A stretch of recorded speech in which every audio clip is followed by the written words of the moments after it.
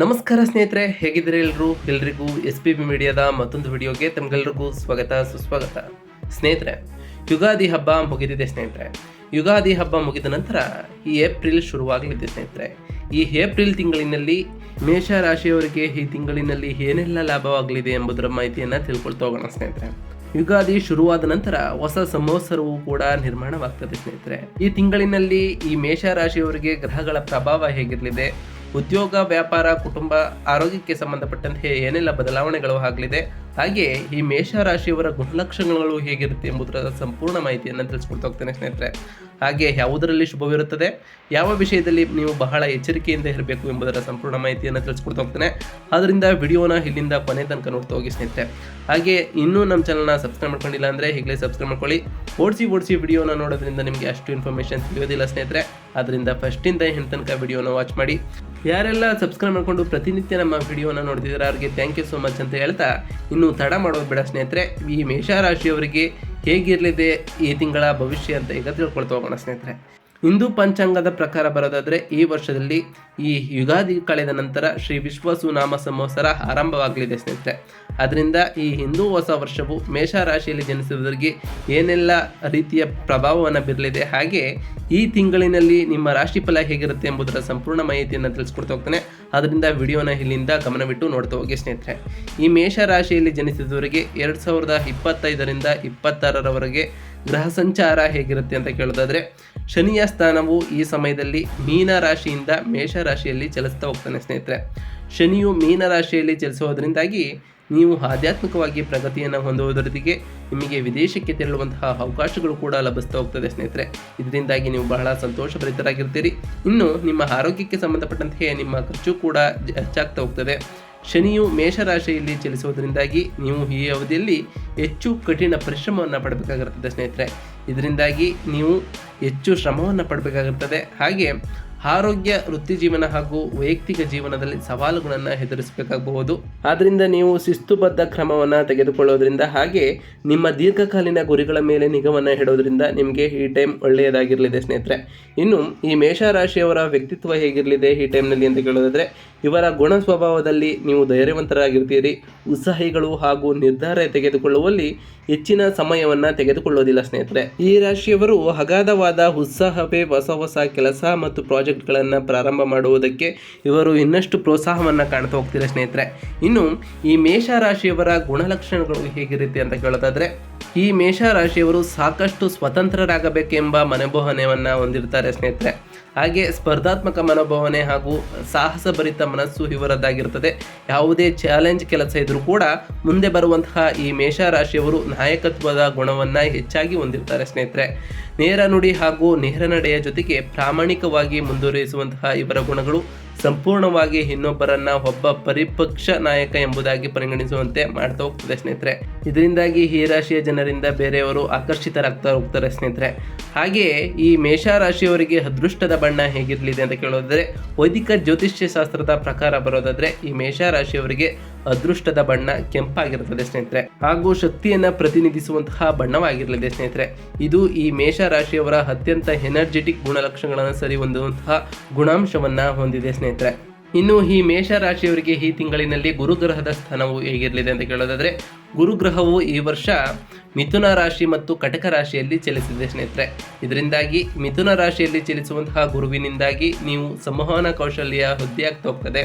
ಇದರಿಂದ ನಿಮ್ಮ ಜೊತೆಗೆ ಧೈರ್ಯ ಮತ್ತು ಆತ್ಮವಿಶ್ವಾಸ ಹೆಚ್ಚಳವನ್ನು ನೋಡ್ಬೋದಾಗಿದೆ. ಈ ಅವಧಿಯಲ್ಲಿ ನೀವು ಅಲ್ಪ ದೂರ ಪ್ರಯಾಣಿಸುವಂತಹ ಯೋಗ ಕೂಡ ಇದೆ. ಇದರಿಂದ ನಿಮಗೆ ಹೆಚ್ಚು ಲಾಭವೂ ಕೂಡ ಆಗ್ತಾ ಹೋಗ್ತದೆ ಸ್ನೇಹಿತರೆ. ಜೊತೆಗೆ ಹೊಸ ಕೌಶಲ್ಯಗಳನ್ನು ಸಹ ನೀವು ಕಲಿಯಬಹುದು. ಗುರು ಕಟಕ ರಾಶಿಯಲ್ಲಿ ಚಲಿಸುವುದರಿಂದಾಗಿ ನೀವು ಭಾವನಾತ್ಮಕವಾಗಿ ಸಾಕಷ್ಟು ಬಲದಿಂದಿರ್ತೀರಿ ಸ್ನೇಹಿತರೆ. ಹಾಗೆ ಈ ಅವಧಿಯಲ್ಲಿ ಆಸ್ತಿಯನ್ನು ಗಳಿಸುವಂತಹ ಯೋಗ ಕೂಡ ಇರಲಿದ್ದು, ಇದರಿಂದ ನಿಮಗೆ ಹೆಚ್ಚು ಧನಲಾಭ ಆಗ್ತಾ ಹೋಗ್ತದೆ ಸ್ನೇಹಿತರೆ. ಜೊತೆಗೆ ಮನೆಯಲ್ಲಿ ಸಂತೋಷದ ವಾತಾವರಣ ಇರ್ತಾ ಹೋಗ್ತದೆ. ಕುಟುಂಬ ಜೀವನಕ್ಕೆ ಸಂಬಂಧಪಟ್ಟಂತೆ ಈ ವರ್ಷ ನಿಮಗೆ ಪ್ರಗತಿಯೂ ಕೂಡ ಲಭಿಸ್ತಾ ಹೋಗ್ತದೆ. ಹಣಕಾಸಿನಲ್ಲಿ ಯಾವುದೇ ರೀತಿಯ ತೊಂದರೆಗಳು ಉಂಟಾಗೋದಿಲ್ಲ ಸ್ನೇಹಿತರೆ. ಇನ್ನು ನೀವು ಆಸ್ತಿಯನ್ನು ಖರೀದಿಸಲು ಅಥವಾ ಮಾರಾಟ ಮಾಡಲು ಪ್ರಯತ್ನವನ್ನು ಪಡ್ತಿದ್ರೆ ಇದರಿಂದ ನಿಮಗೆ ಉತ್ತಮ ಅವಕಾಶಗಳು ಕೂಡ ದೊರೆತು ಹೋಗ್ತವೆ. ಹಾಗೆ ಈ ಟೈಮ್ನಲ್ಲಿ ನೀವು ಜ್ಞಾನವನ್ನು ವೃದ್ಧಿ ಮಾಡಿಕೊಳ್ಳಲು ಒಳ್ಳೆಯ ಸಮಯವಾಗಿರಲಿದೆ ಸ್ನೇಹಿತರೆ. ಇನ್ನು ಈ ಮೇಷರಾಶಿಯವರ ವೀಕ್ನೆಸ್ ಏನು ಅಂತ ಕೇಳೋದಾದರೆ ಸ್ನೇಹಿತರೆ, ಈ ಮೇಷರಾಶಿಯವರು ನಿಮ್ಮ ಕೆಲಸವನ್ನು ಶುರು ಮಾಡಲು ನೀವು ಬಹಳ ಉತ್ಸಾಹರಾಗಿರ್ತೀರಿ. ಆದರೆ ಉತ್ಸಾಹದಲ್ಲಿ ನೀವು ಬೇಗ ಆ ಕೆಲಸವನ್ನು ಶುರು ಮಾಡಬೇಕು ಎನ್ನುವ ಕಾರಣಕ್ಕಾಗಿ ತಾಳ್ಮೆಯನ್ನು ಕಳೆದುಕೊಳ್ತೀರಿ ಸ್ನೇಹಿತರೆ. ಇನ್ನು ಈ ಮೇಷರಾಶಿಯವರಿಗೆ ರಾಹು ಮತ್ತು ಕೇತುಗಳ ಸ್ಥಾನ ಹೇಗಿರಲಿದೆ ಈ ತಿಂಗಳಿನಲ್ಲಿ ಅಂತ ಕೇಳೋದಾದರೆ, ರಾಹು ಮತ್ತು ಕೇತು ಈ ವರ್ಷ ಮೀನ ಮತ್ತು ಕನ್ಯಾ ರಾಶಿಯಲ್ಲಿ ಚಲಿಸುವುದರಿಂದಾಗಿ ನಿಮ್ಮ 12ನೇ ಮತ್ತು 9ನೇ ಮನೆಯಲ್ಲಿ ಪ್ರಭಾವವನ್ನು ಬೀರ್ತಾ ಹೋಗ್ತದೆ ಸ್ನೇಹಿತರೆ.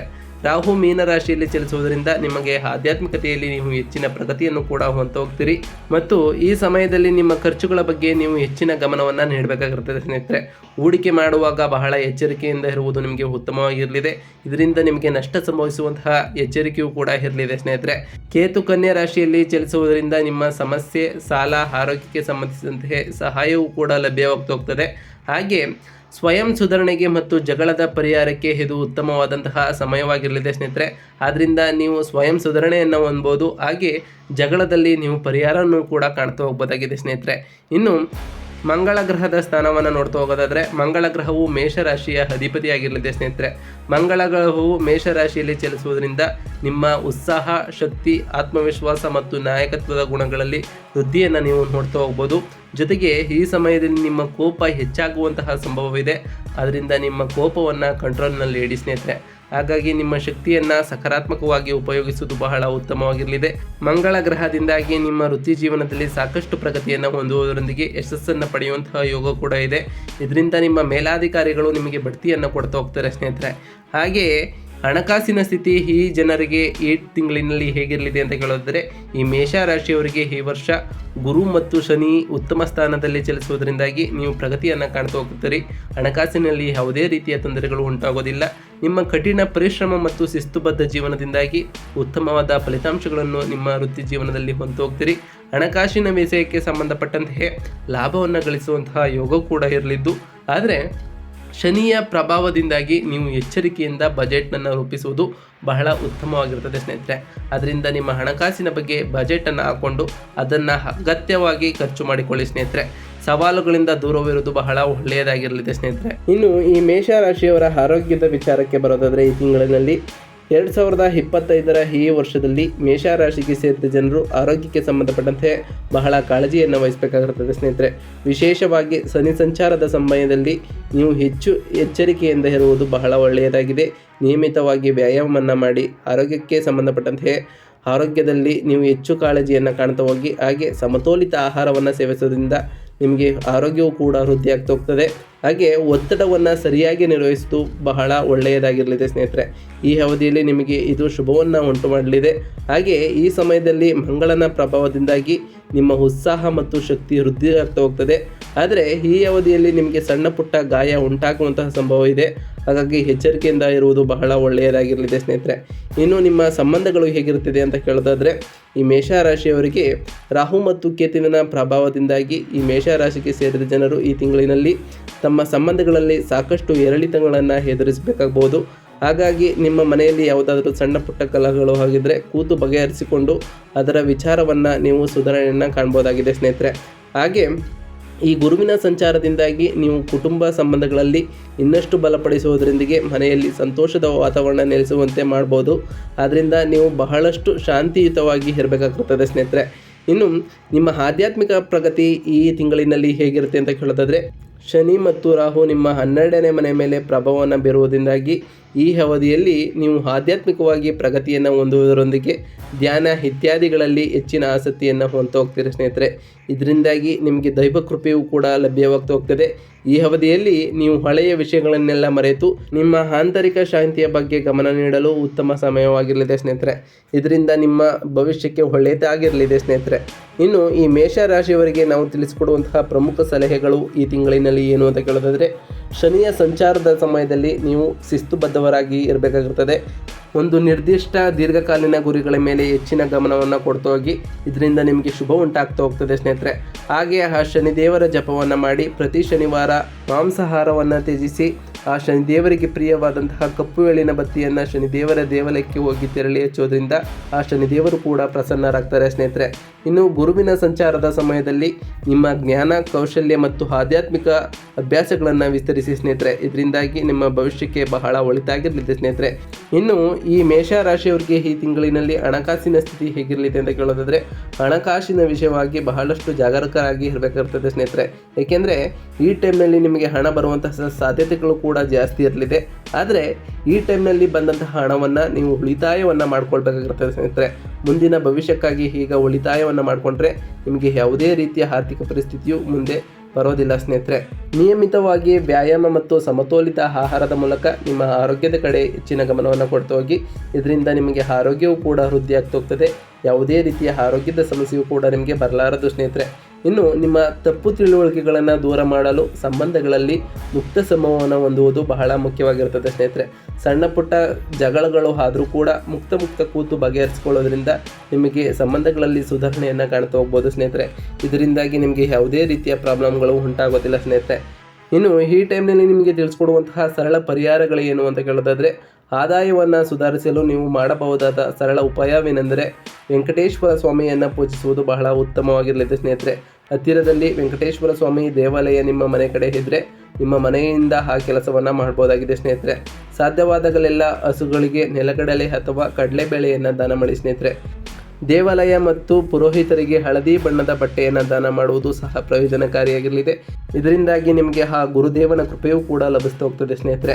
ದೇವಾಲಯಗಳಲ್ಲಿ ದೀಪಗಳನ್ನು ಬೆಳಗಿಸಲು ನೀವು ಎಣ್ಣೆಯನ್ನು ದಾನ ಮಾಡಬಹುದಾಗಿದೆ. ಇದರಿಂದ ದೀಪಾರಾಧನೆ ದೀರ್ಘಾವಧಿಯು ನಿಮ್ಮ ಗಳಿಕೆಯನ್ನು ಕೂಡ ಹೆಚ್ಚಿಸ್ತಾ ಹೋಗ್ತದೆ. ಇದರಿಂದಾಗಿ ನಿಮಗೆ ಹಣಕಾಸಿನ ವ್ಯವಸ್ಥೆಯಲ್ಲೂ ಕೂಡ ಯಾವುದೇ ರೀತಿಯ ತೊಂದರೆಗಳು ಉಂಟಾಗೋದಿಲ್ಲ ಸ್ನೇಹಿತರೆ. ಇನ್ನು ಮದುವೆ ವಿಚಾರದಲ್ಲಿ ತುಂಬ ಜಾಗರೂಕರಾಗಿ ಇರಬೇಕಾಗಿರುತ್ತದೆ. ವಿವಿಧ ಮೂಲಗಳಿಂದ ಜಾತಕವನ್ನು ಪರಿಶೀಲಿಸಿ ಅದಾದ ನಂತರ ನಿಮ್ಮ ಮದುವೆ ವಿಚಾರಕ್ಕೆ ಕೈಗೊಳ್ಳಿ ಸ್ನೇಹಿತರೆ. ಇನ್ನು ಮಂಗಳವಾರದಂದು ದುರ್ಗಾದೇವಿ ಪೂಜೆಯನ್ನು ಪೂಜಿಸಿ, ಹಾಗೆ ಹನುಮಂತನನ್ನು ಪೂಜಿಸೋದ್ರಿಂದ ನಿಮಗೆ ಸಕಲ ಕಾರ್ಯಗಳಲ್ಲೂ ಕೂಡ ಯಶಸ್ಸನ್ನು ಕಾಣ್ಬೋದಾಗಿದೆ. ಹಾಗೆ ಈ ಟೈಮ್ನಲ್ಲಿ ನೀವು ಧರಿಸಬೇಕಾದಂತಹ ರುದ್ರಾಕ್ಷಿ ಯಾವುದು ಅಂದರೆ ತ್ರಿಮುಖಿ ರುದ್ರಾಕ್ಷಿಯನ್ನು ಧರಿಸೋದ್ರಿಂದ ನಿಮಗೆ ಬಹಳ ಒಳಿತಾಗಿರಲಿದೆ ಸ್ನೇಹಿತರೆ. ಇನ್ನು ಈ ಮೇಷರಾಶಿಯವರಿಗೆ ಅದೃಷ್ಟದ ರತ್ನ ಹವಳ ಆಗಿರಲಿದೆ ಸ್ನೇಹಿತರೆ.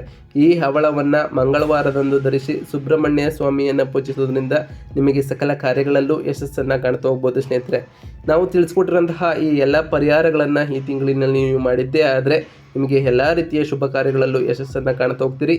ಹಾಗೆ ನೀವು ಅಂದುಕೊಂಡಂತಹ ಎಲ್ಲ ಕಾರ್ಯಗಳಲ್ಲಿ ಸಿದ್ಧಿಯನ್ನು ಕಾಣ್ತಾ ಹೋಗ್ತೀರಿ ಸ್ನೇಹಿತರೆ. ಇದಾಗಿತ್ತು ಇವತ್ತಿನ ಒಂದು ವಿಡಿಯೋ ಸ್ನೇಹಿತರೆ. ವಿಡಿಯೋ ಇಷ್ಟ ಆಗಿತ್ತು ಅಂದರೆ ವಿಡಿಯೋಗೆ ಒಂದು ಲೈಕ್ ಕೊಡಿ. ಯಾರಿನ್ನೂ ಚಾನಲ್ನ ಸಬ್ಸ್ಕ್ರೈಬ್ ಮಾಡ್ಕೊಂಡಿಲ್ಲ ಅವರು ಈಗಲೇ ಸಬ್ಸ್ಕ್ರೈಬ್ ಮಾಡ್ಕೊಳ್ಳಿ. ಸಬ್ಸ್ಕ್ರೈಬ್ ಮಾಡಿಕೊಂಡು ಪ್ರತಿನಿತ್ಯ ವಿಡಿಯೋ ನೋಡ್ತಿರುವಂತಹ ನಮ್ಮ ಎಲ್ಲ ಸಬ್ಸ್ಕ್ರೈಬರ್ಗಳಿಗೂ ಥ್ಯಾಂಕ್ ಯು ಸೋ ಮಚ್ ಅಂತ ಹೇಳ್ತಾ, ಆ ಶನಿದೇವರ ಕೃಪಕಟಾಕ್ಷದಿಂದ ನಿಮಗೆ ಆಯುಷ್ಯ ಆರೋಗ್ಯ ಸಮೃದ್ಧಿಯನ್ನು ಕೊಟ್ಟು ಕಾಪಾಡಲಿ ಅಂತ ಹೇಳ್ತಾ, ಹಾಗೆ ಕಮೆಂಟ್ನಲ್ಲಿ ಓಂ ಶನೈಶ್ವರಾಯ ನಮಃ ಎಂದು ಕಮೆಂಟ್ ಮಾಡಿ ಸ್ನೇಹಿತರೆ. ಸಿಗ್ತೀನಿ ಮತ್ತೊಂದು ವಿಡಿಯೋದೊಂದಿಗೆ. Thank you for watching.